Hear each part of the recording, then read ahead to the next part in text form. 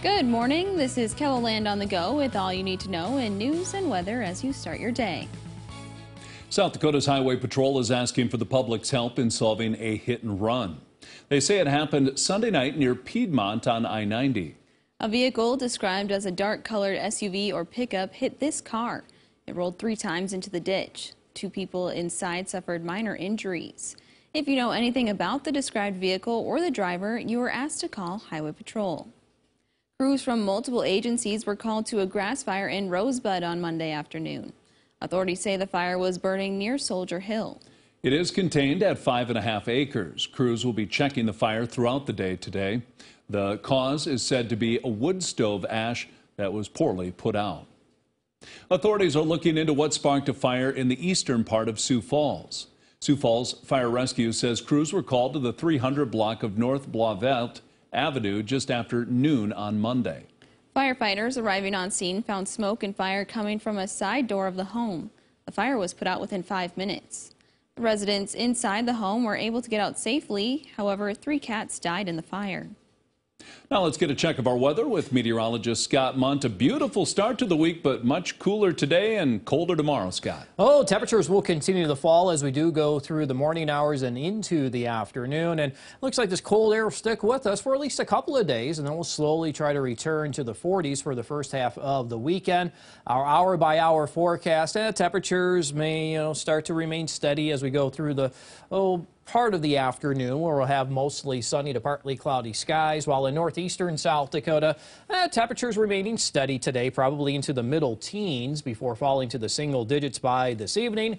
Central South Dakota, we could see temperatures return to the middle 20s. And into western KELOLAND, same thing, temperatures into the middle 20s this afternoon with decreasing wind. Brian Karstens has more details on your forecast coming up. Thanks, Scott.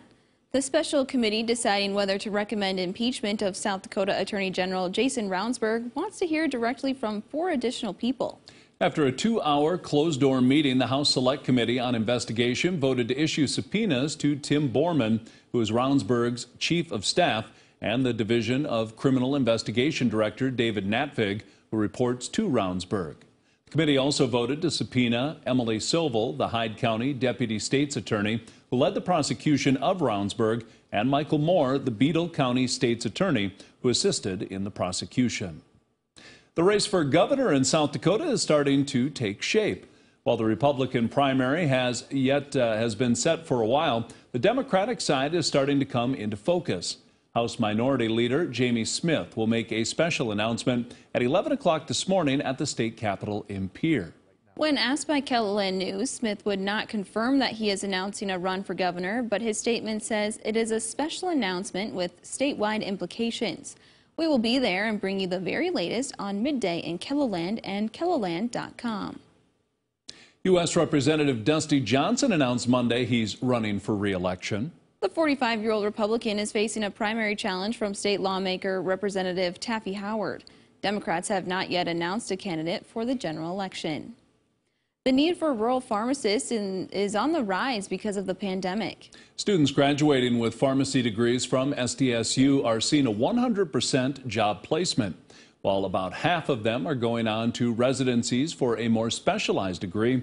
Others are working as community pharmacists, and some even start their own pharmacies in towns with a high demand. So we have students who will go out and either purchase a pharmacy that's currently owned by somebody else or look to start a new pharmacy. Oftentimes, those students either had a connection in that area or they attended pharmacy school and learned about the need for rural pharmacists. Instead of fighting crime, former Sioux Falls Police Chief Matt Burns has a new job fighting hunger. Burns started as Feeding South Dakota's chief operating officer on Monday. Feeding South Dakota says he is the final addition to a newly formed leadership team. Burns retired from the police department last summer following a 25-year career with the city. That's a look at some of our top stories. Now let's get one last look at your weather with meteorologist Brian Karstens. Brian?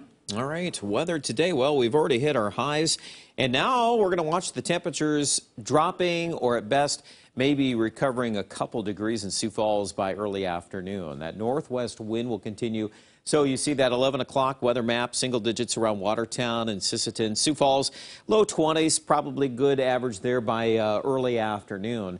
And then past sunset, we're going to drop pretty quickly. I think we'll head below zero a little bit in Sioux Falls. Even colder in the northeast counties, could be at least 10 to 15 below. We'll see if we end up even dropping the numbers a little more for Watertown. Meanwhile, there'll be a little snow that'll pick up in the Black Hills of western South Dakota tomorrow. And it will be cold, so that'll be a powdery snow, but the amounts appear to be in the nuisance range for Custer. I'd say maybe an inch or two, and then a lot of that will slide south into Nebraska and beyond as a big storm takes shape way to our south. That'll be that battle zone between the cold and the mild air. And so as such, that's where usually the storm tracks like to feed off of that temperature difference. Now, while we're cold in the upfront forecast, notice what's going on here starting this weekend. Basically, the alignment of the forecast is a reversal. And once we get into next week, we're going to be spending more time above normal, especially by the very end of the 7-day and even getting beyond that. This is what's coming in for, let's say, 9th, 10th of February. We're going to go right back up here. So we got some warmer days ahead. Keep that in the back of your mind as you watch the temperature the next 1 or 2 days that are colder. Again, these highs today already in the books here. Sioux Falls just holding in the 20s now. Northwest winds will continue, although they will be tapering off through the afternoon and evening. Tonight, cold, 2 below zero in Mitchell, 10 below Brookings. Tomorrow, Watertown, right around zero, same thing in Sisseton. And the far west there, a few areas of snow in Custer. Otherwise, our 7-day forecast. We get out of the deep freeze going into Friday, a little bit better at 20. 40s return for the start of the weekend. We may slide a little bit late Sunday to Monday. There's another front here, but by and large, it appears that we're really seeing some upward momentum when we look at these temperature projections. Days 5 and then again by day 7. Aberdeen's right in line with that. And we've been seeing that now into late January, the last 10, 15 days. We've had some above normal temperatures, and we're going to continue to usher in that trend here. Pierre, same idea, 40s by the weekend. We might even be looking at more 50s in the west. I would not be shocked at all if some of those numbers are increased as we get closer in time to early next week. Check out details with our forecast online at KELOLAND.com. Stay warm and have a great day.